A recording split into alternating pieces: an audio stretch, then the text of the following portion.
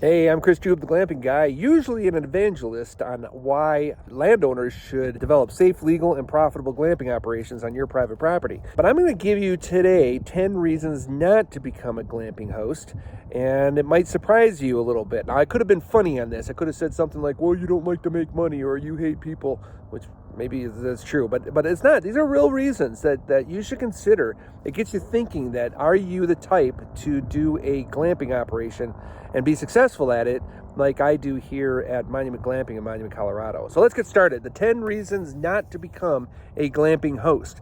Reason number one is that it can be expensive to get started. An average tent costs about, you can buy the cheapo tents, but that's not what you want to do in glamorous camping. You want to buy a nice tent, and they can run anywhere between $2,000 and $5,000. And you have to build a deck too, and the yard, and all the gear, and the furniture, and things like that. It can be expensive to get going. My first year glamping, I just used all my camping gear that I had in storage and put that up, and people started staying in it. So it was relatively easy for me to get involved. It was low expense. But nowadays, when I open up a site, I'm spending roughly $10,000 to $20,000 on that site, just getting everything hooked up and getting everything rolling. So you do end up making money, but it is expensive to get started. The second reason is it can be time consuming to start a glamping business.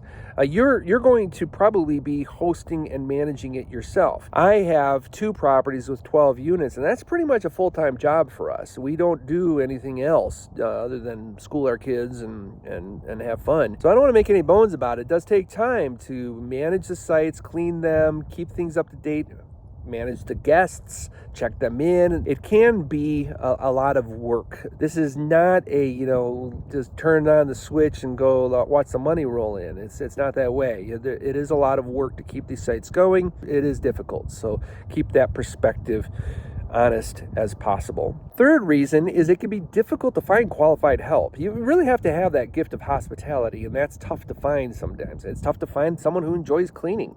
It's tough to find the maintenance people and the landscaping people and the development people, the building people.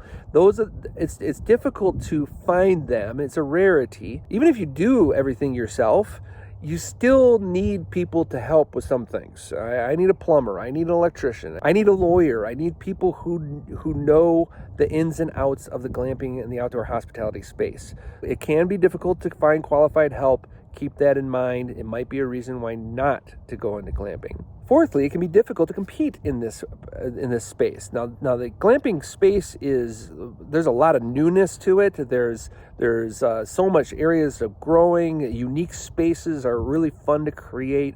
So it's a very creative asset class, you might say. That said, there's a lot of new players coming into town. There might be somebody right down your street opening up a glamping site, and all of a sudden you see your bookings go down. This is a great growing and thriving market to be in, but the competition's getting tighter and tighter as people enter into this growing and thriving market. So keep that in mind, that it can be difficult to compete in the glamping business.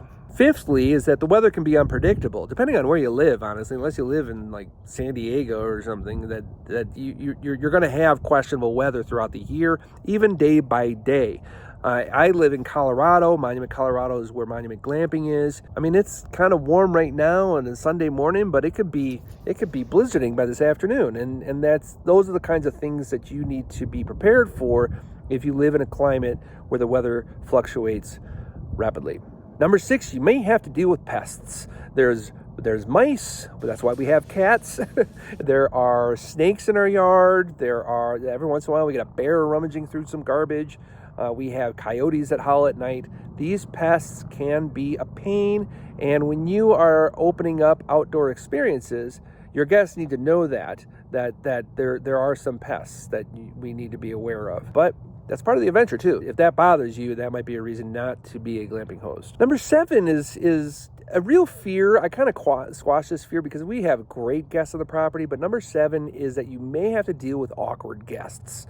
Every once in a while, you get some of the oddballs that come in. Now, glamping inherently there's a proximity aspect to it. So the really bad guests, knowing that we're right up the hill and kind of looking down on them to see any behaviors that might be damaging, or some partiers or things like that would actually damage the property. For the most part, guests are great, but you can't get bent out of shape at the one or two that happen every so often that are a bit awkward. If that bothers you, you might not want to be a glamping host. Number 8, you may have to deal with damage to your property. Some glamping should be glamorous. So you want to have a nice grill, and you want to have a nice fire pit, and you want to have nice bedding and things like that in the glamping unit. But they do get soiled and stained and broken, and you just have to. I would like to bake that into the cost. I mean, our pricing is pretty high, so I'm not gonna get it bent out of shape if someone breaks a light bulb or a wine glass or something.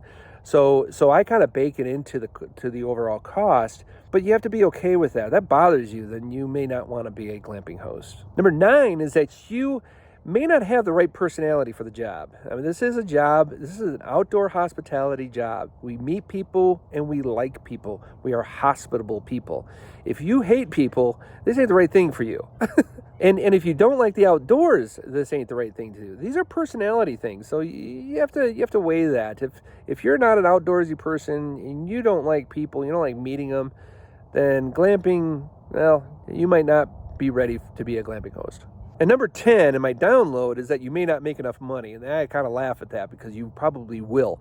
There's a high profit margin in the glamping operation world, and it keeps the bills paid and keeps my wife and I living comfortably, and we just keep growing. Actually, I believe that glamping is the most profitable business in the short-term rental market. That's saying something, and I've got the numbers to prove it. That said, keeping a realistic idea of the costs and potential profits and developing the processes necessary to run an operation is essential to succeeding as a glamping host. So there you have it. Those are the 10 reasons not to become a glamping host.